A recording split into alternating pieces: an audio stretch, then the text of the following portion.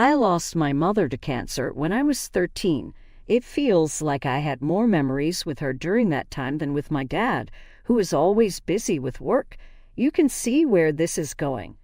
When my mom was diagnosed with cancer, the memories started to blur, and she passed away about a month later. Heartbreak is an understatement because I lost my best friend. Things went downhill from there. My dad started showing his true colors, bringing his affairs, which he had previously hidden, back home.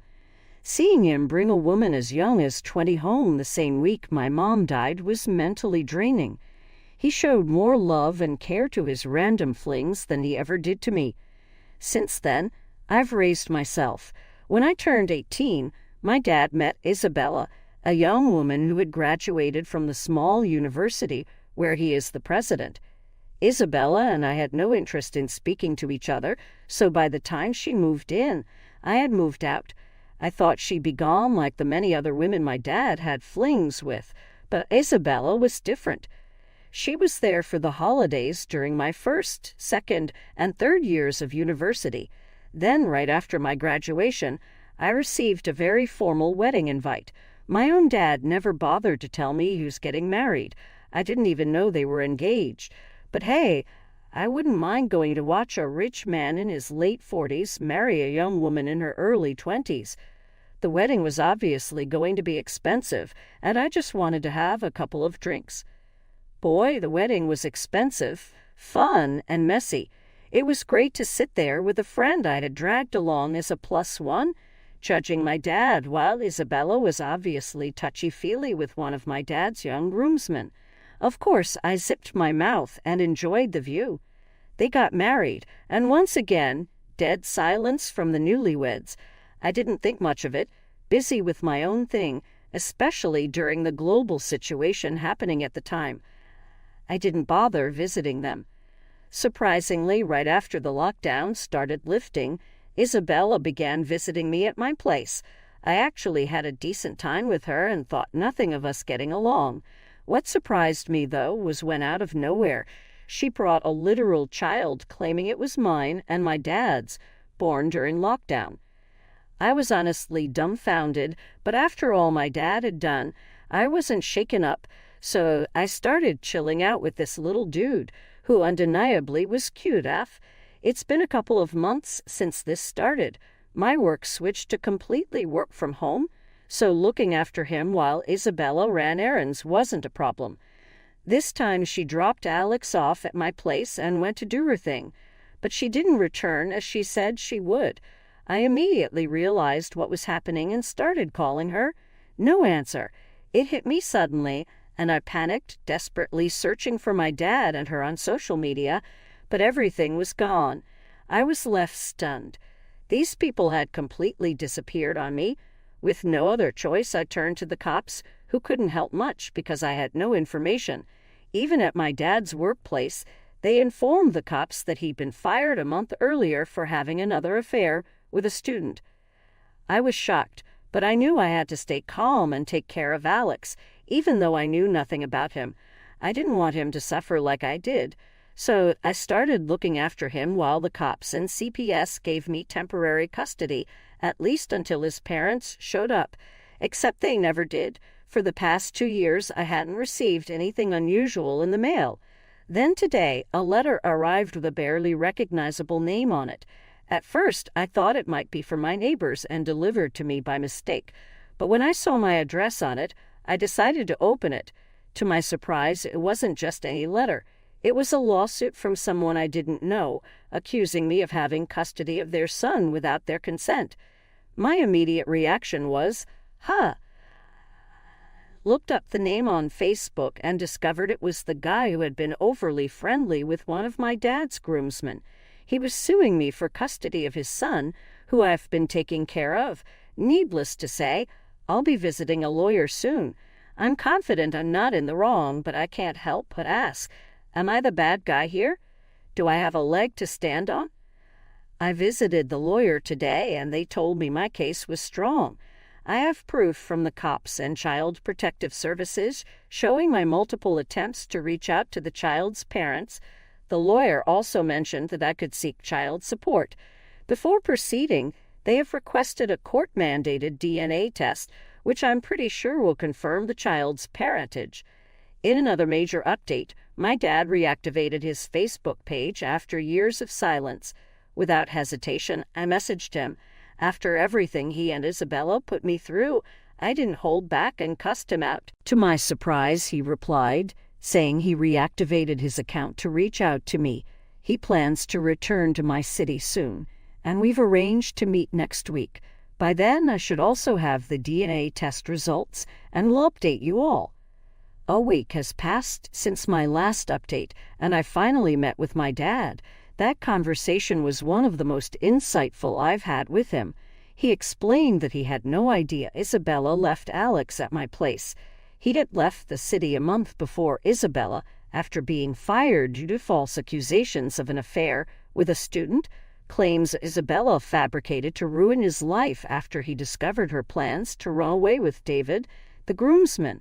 He'd also revealed that Alex wasn't his biological son. When I asked why Isabella left Alex behind and why David was now suing for custody, my dad said the only explanation was that Isabella wanted nothing to do with Alex, but David wanted to be a parent to Alex. But when Isabella wouldn't tell him where Alex was, their relationship might have started on shaky ground and eventually ended because David couldn't handle being without his son. That's when David began his search. About a month before I received the lawsuit documents, he had reached out to my dad for leads. After some online stalking, they found my Facebook page where I had pictures of Alex. My dad wanted to go through the normal route and first contact me, but David, in a fit of rage, just sued me, which led my dad to reach out to me. I can't believe I'm saying this, but it's the first time my dad apologized to me, and I couldn't help but cry.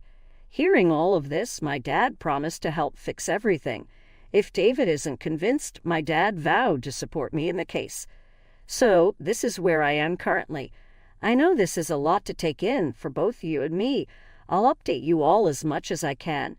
I met David with my dad and explained everything to him. We pieced it all together, and they both realized that Isabella was the real villain. It was weird how dense David was. I literally had to point it out to him. But the fact that he understood was all that mattered.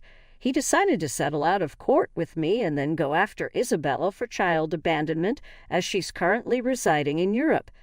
David handled the situation well. He was patient and didn't hesitate to sort out any money he owed me for caring for Alex. However, I put my foot down when he said he wanted full custody of Alex. I told him he had to start with visitation, or I have no problem going through the proper channels to get full custody after both he and Isabella abandoned Alex for so long. That seemed to put him in his place, and we've now started visitation. Alex seems to be enjoying seeing his dad.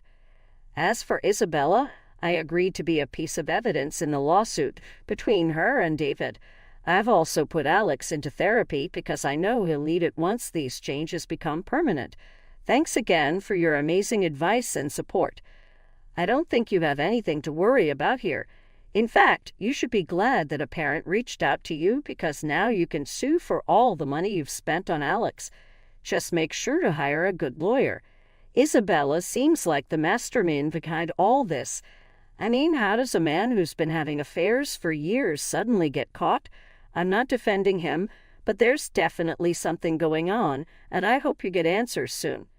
There's a pretty big age gap between my sister and me, so when I was 12, I became an aunt. My nephew was born the day before my birthday.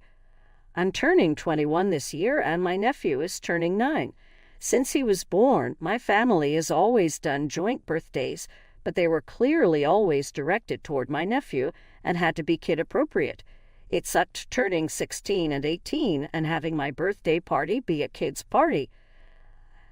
Figured this year, as I'm turning 21 and we haven't had birthday parties for 2 years, I'd finally get to have my own party.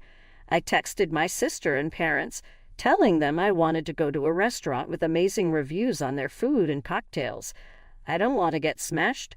I've obviously drunk before, but I wanted to dress nicely and have a fancy dinner and drinks with my family for my birthday.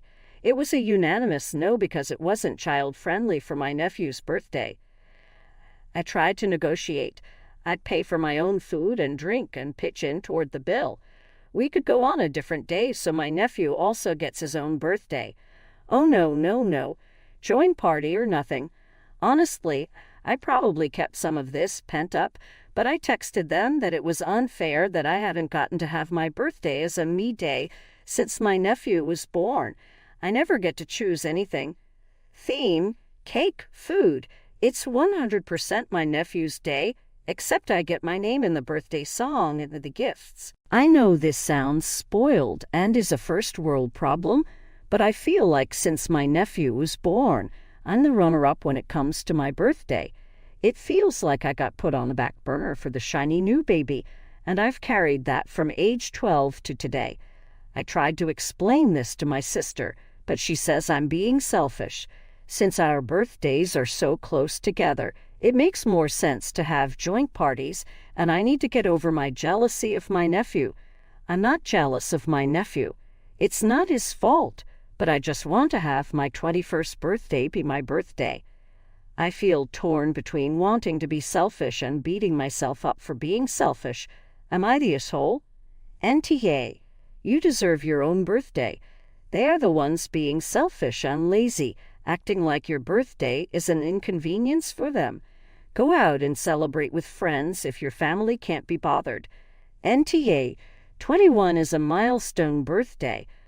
I don't understand the problem. Why can't they have a party for him on his birthday and celebrate your birthday the next day? Your request isn't difficult. Go out to dinner. Big deal. Your nephew can come. He just has to drink a Shirley Temple. They've gotten into the habit of joint parties for so long that they expect it. You were respectful when you asked for a different kind of party, even offering to pay for your own dinner. They are the ones being selfish for not wanting to inconvenience themselves to celebrate your special birthday. If they can't celebrate your birthdays 2 days in a row, then go out with your friends